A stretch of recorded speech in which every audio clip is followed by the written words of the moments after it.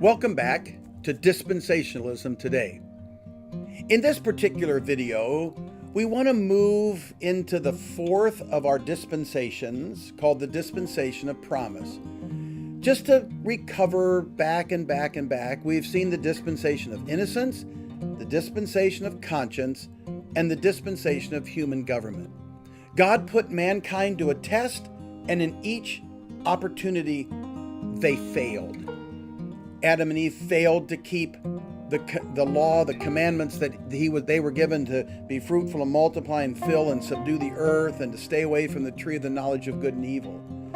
Man with his conscience failed to follow God with the dictates of his conscience because his conscience was seared and depraved. And in the end, it led them into further and further sin and further depravity to the place where there was only 8 people on planet Earth who even had a relationship with God. And so Noah built an ark and saved he and his family.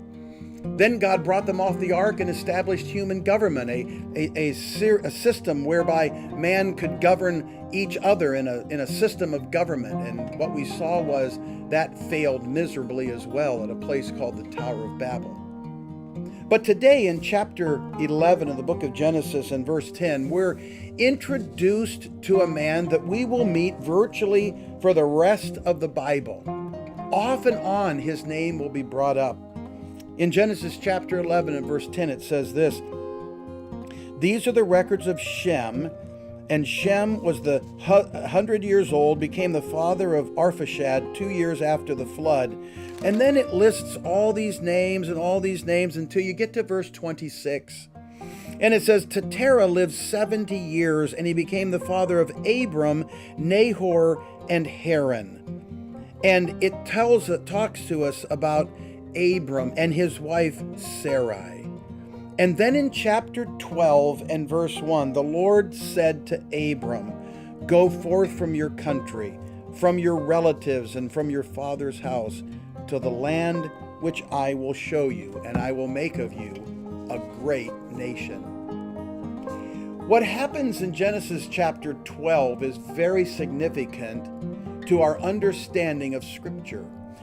Out of all the massive humanity that was on planet Earth at the time, out of all the peoples, out of all the families, out of all the generations, God chose one family, one man by the name of Abram, to be the focal point of the rest, really, of Scripture. His name was Abram, soon to be Abraham. Abraham was married to Sarai, soon to be Sarah. And to Abraham, we're just going to call him Abraham for all of our time here.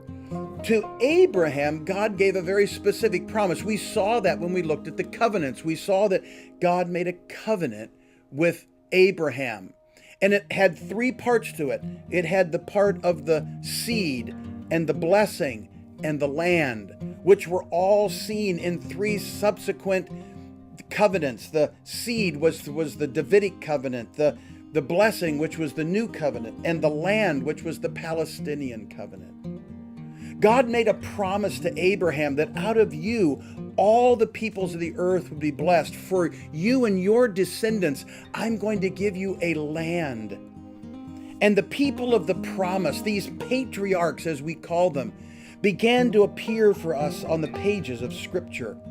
Abraham was blessed by God. Now you remember, God promised to Abraham he would give him a son. You remember that Abraham, like us, wasn't overly patient. So what did Abraham do? Well, he took matters into his own hands, and he brought in his handmaid, the handmaid of Sarah, and had a baby through her. And Ishmael came about and created great confusion from that day till this. And God said, "But that's not the promised seed. I'm going to give Sarah a child. In your old age, you're going to have yet a child." And we know that Sarah and Abraham had a son, and they named him Isaac. And Isaac then became the receiver of these blessings and these promises. And then Isaac had children, Isaac had children, and of course 2 of them were Jacob and Esau. And again, what a distinction between Jacob and Esau. And Jacob was the promised son, and Jacob was the one that would receive the blessing, and God made that very clear. And so eventually Jacob received the promises. And to Jacob were born 12 sons, which formed the 12 tribes of Israel. And all through that time, God was remaining faithful to the promise that he made to Abraham. Approximately 400 or more years will transpire in between then and when we begin to read in the book of Exodus of a man named Moses. You know, you would think that someone who received direct revelation from God, like Abraham and Isaac and Jacob, you would think that families who were given a clear word from God, that they would live up to that. If you and I this morning received a phone call, if our cell phone went off and you answered it and the voice said, "Hi, this is God," I think we would straighten up and we would listen. And I suspect we might be a little more intentional about doing what the voice said. But as you read about Abraham and Isaac and Jacob and the 12 sons, what you find out is that even the very voice of God doesn't demand complete obedience. It doesn't require it, in the sense that they didn't all obey. So the test for Abraham was, and his descendants, will you be faithful to me after I've given you this promise? Well, let's see. Abraham lied about his wife being his sister. Isaac lied about his wife being his sister. Jacob was less than godly with all of his children. He loved Joseph afar and above more than the others, and Benjamin. They didn't live lives of godliness. And the dispensation of promise, as we read in those chapters, as we read through the rest of the book of Genesis, we just begin to recognize that even during the time of promise, they were unfaithful to God. But God was not unfaithful to his promise. See, we said it when we looked at the covenant God made to Abraham, but I would just remind us all that the dispensation of promise demonstrates to us that God made a promise and he will keep it. No matter how unfaithful Abraham was, no matter how unfaithful his children were, his descendants were, God will be faithful to his promise. He will, in fact, give them the seed and the blessing and the land. There will be a day in which God will fulfill those promises. Now, that's a few dispensations ahead of where we're at today, so we won't jump all the way there.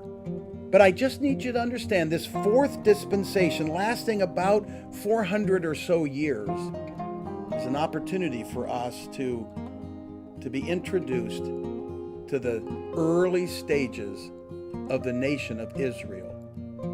Now, in our next video, we're going to look at the one dispensation that almost everybody will agree with is a time frame in history that is extremely important, and it's going to be called the dispensation of law.